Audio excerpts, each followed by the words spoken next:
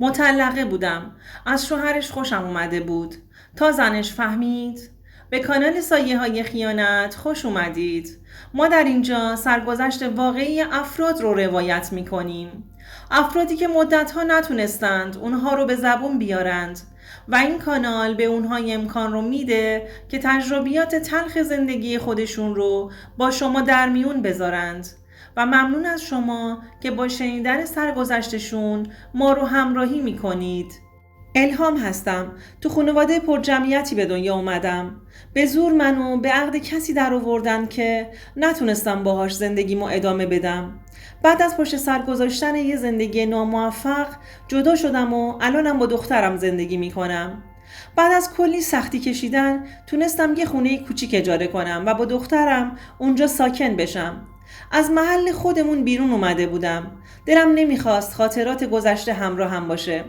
واسه همین محله جدیدی رو واسه زندگیم انتخاب کردم. تو محله جدید اصلا نمیدونستم که آدرس مدرسه‌شون کجاست. واسه اینکه بخوام دخترم رو اونجا ثبت نام کنم. ارتباطم هم زیاد با دیگران خوب نبود که بخوام ازشون آدرس بگیرم. بعد از 1-2 روز کلنجار رفتن با خودم تصمیم گرفتم که از واحد روبرویمون سوال کنم و آدرس مدرسه رو ازشون بگیرم. بعد از اینکه زنگ واحد همسایه‌مون رو زدم زیاد طول نکشید که یه آقای هیکلی و خوش اخلاقی در رو باز کرد و بعد از سلام کردم بهشون گفتم عذرخواهی میکنم، من همسایه روبرویتون هستم. همسرتون تشریف دارن؟ ازشون چند تا سوال داشتم. جواب داد بله منزل هستن، تشریف بیارید داخل. من داشتم میرفتم بیرون، شما راحت باشید. با صحبت‌های من و آقای همسایه خانومشون جلوی در اومدن و با خوشرویی منو به داخل دعوت کردند. گفت پرستو هستم، خیلی خوشحالم که محلمون اومدی. امیدوارم اینجا برات با خیر و برکت باشه. ازش کلی بابت این جملهش تشکر کردم و گفتم منم الهام هستم. از اینکه با شما آشنا شدم خیلی خوشحالم. پرستو خیلی حرف میزد. دقیقاً 1.5 ساعت مشغول حرف زدن بود.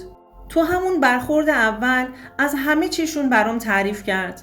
بعد تازه یادش افتاد که من کار مهمی داشتم. یهو به خودش اومد و گفت الهام جون، مثل اینکه کار مهمی داشتی که اومده بودی پیشم. من گرم صحبت کردن شدم، به کل کار تو رو یادم رفت. بگو عزیزم چی کار داشتی؟ منم از بس که حرف زده بود کار خودم رو یادم رفته بود. به ذهنم یه کمی فشار آوردم و گفتم آره، میخواستم ازتون آدرس مدرسه دخترونه محلتون رو بگیرم. میخوام دخترم رو ثبت نام کنم. پرستو گفت چه جالب، اتفاقا منم هنوز اسم دخترم رو ننوشتم. فردا با هم قرار میذاریم و میریم و بچه‌ها رو ثبت نام میکنیم. از این حرفش خوشم اومد. ایده خوبی بود. حداقل تنها نبودم که بخوام مدرسه رو پرسون پیدا کنم. میدونستم پرستو آدرس رو بلده و من رو یه راست میبره اونجا. با خوشحالی ازش خداحافظی کردم و اومدم خونه. تمام مدارک ثبت نام دخترم رو هم واسه فردا آماده گذاشتم. فردای اون روز فکر میکردم با آژانس میریم واسه ثبت نام. اما صبح که در واحدم رو زد، وقتی که پایین آپارتمان رفتیم دیدم همسرشون آقا صبحان با ماشین خودشون منتظر ما هستند که ما رو به مدرسه برسونند. تو کل مسیر آقا صبحان با عشق با پرستو حرف میزد و بهش نگاه میکرد. از نگاهشون به همدیگه حسودیم شده بود. دوستان عزیزم، اگر تا اینجای داستان خوشتون اومد لطفاً این ویدیو رو لایکش کنید. آخه همسر سابق من اصلا اینجوری نبود. همیشه اخمو و غرغرو بود. همیشه با من در حال بحث کردن بود. یه روز خوش تو زندگیم کنارش نداشتم. آرزو می‌کردم که یکی تو زندگیم پیدا بشه که مثل آقا صبحان به من عشق بورزه و بخواد با محبت بهم نگاه کنه. خلاصه به مدرسه رسیدیم و پیاده شدیم و آقا صبحانم رفت سمت اداره خودش. وقتی که کارهای ثبت نام مدرسه دخترامون رو انجام دادیم، تو مسیر برگشت به خونه آژانس گرفتیم. تو ماشین از پرستو سوال کردم که خیلی دلم میخواد بدونم آشناییتون با همسرتون با عشق بوده یا به صورت سنتی با هم آشنا شدید و ازدواج کردید. پرستو لبخندی به لبش اومد و با حس خاصی گفت ما عاشق بودیم. حتی به خاطر عشقم از خانوادم هم گذشتم. البته اونم برام تو زندگیم از محبت کم نذاشت. هم پدر و مادرم شد هم همسرم. نذاشت کم بوده خانوادم رو احساس کنم. با حرفهایی که پرستو در مورد خودش و همسرش میزد، حسادت منم چندین برابر میشد. ولی اصلا نمیذاشتم متوجه حالم بشه. به خودم قول دادم دیگه کمتر به خونشون برم و نگاهم به خوشبختیشون باشه. من شاغل بودم. سعی میکردم خودمو با کارم و دخترم سرگرم کنم و از فکر پرستو اینا در بیام. آرزو میکردم کسی تو زندگیم پیدا بشه که معنی عشق رو بفهمه و لمسش کنه. نمیخواستم ذهنم رو درگیر حاشیه ها کنم. روز بعد که باید به سر کار میرفتم، در مسیر راهم سبحان رو دیدم. با دیدنش تمام گفته های پرستو یادم اومد. حس خوبی نسبت به سبحان پیدا کرده بودم. وقتی که منو دید گفت الهام خانم کجا میرید؟ من شما رو میرسونم. اولش یه مقدار تعارف کردم. بعدش هم سوار شدم. در طول مسیر نتونستم حرفی بزنم. اون بنده خدا هم ساکت بود. منو رسوند و خداحافظی کرد و رفت. منم ازش تشکر کردم. وقتی که بعد از کارم به خونه برگشتم یه استراحت کوتاهی کردم و دیدم زنگ در رو میزنند. پرستو بود. اومده بود پیشم. دقیقاً یه چند ساعتی خونمون بود. از همه چی برام گفت بدون اینکه من ازش سوالی بپرسم. از هر چی که فکرشو بکنید حرف زد. با حرفاش من بیشتر به سبحان علاقه‌مندتر می شدم. به سرم افتاد که سبحان رو مال خودم کنم. انگار شیطون تو جلدم رفته بود و این فکر مثل خوره داشت منو میخورد. تصمیم گرفته بودم که سبحان رو به دست بیارم و تمام چیزهایی رو که پرستو میگفت حداقل برای یک بار هم که شده باهاش تجربه کنم. از صحبت‌هایی که پرستو کرده بود متوجه شدم که سبحان به عطر زنونه خیلی اهمیت میده. منم گشتم و بهترین و خوشبوترین عطر رو برای خودم خریدم. عمدن اون ساعتی که سبحان میخواست بره سر کار منم همون ساعتها آماده میشدم و عطرم رو به خودم میزدم. میخواستم منو ببینه و تعارفم کنه و بخواد منم برسونه. شاید بتونم از این طریق دلش رو ببرم. اما اصلا حواسش نبود و به عطرم هم توجهی نمی کرد. یه جا شنیده بودم که مردها از اینکه زنها حرفشون رو رک بزنند خوششون میاد. یه روز که تو مسیر کارم با سبحان بودم از پشت صندلی عقب ماشین اومدم جلوتر و دستم رو گذاشتم روی بازوهاش و بهش گفتم من دیگه طاقت ندارم. باید حرف دلم رو بزنم. بنده خدا خشکش زده بود. زد رو ترمز و یه کنار نگه داشت. بهش گفتم تعجب نکن. من ازت خیلی خوشم اومده. میدونم متأهلی و زنداری. من خودمم یه دختر دارم. اما دیگه نمیتونم جلوی احساسم رو بگیرم. خیلی با خودم کلنجار رفتم که از ذهنم بیرونت کنم اما نشد. گفتم بهت بگم شاید اینجوری آروم شدم. بیا حتی برای یک بار هم که شده کنار هم باشیم. سبحان همون جوری فقط به من نگاه میکرد و منم همون جوری داشتم التماسش میکردم که یهو گفت الهام خانم من زن دارم. یه دختر و یه پسر دارم. زن و زندگیم رو هم خیلی دوست دارم. شما چطور به این نتیجه رسیدید که به من یه همچین پیشنهادی رو میدید؟ جواب دادم شنیدم خیلی تو زندگیت مرد هستی. معنی عشق و محبت به خانواده رو میفهمی. من اینا رو تو زندگیم نداشتم و نتونستم احساسشون کنم. لطفاً از من دریغش نکن. جواب داد اگر زنم متوجه بشه منو ترکم میکنه. من نمیخوام این اتفاق بیفته و بهش خیانت کنم. دوباره ازش خواهش کردم. بهش گفتم شنیدم دنبال یه وام بزرگ میگردی. من تو حسابم یه پولی رو دارم که اونم میدمش به تو تا دیگه نخوای وام بگیری و بتونی گره زندگیت رو باز کنی. اون قدری هست که تمام مشکلاتت رو برطرف کنه.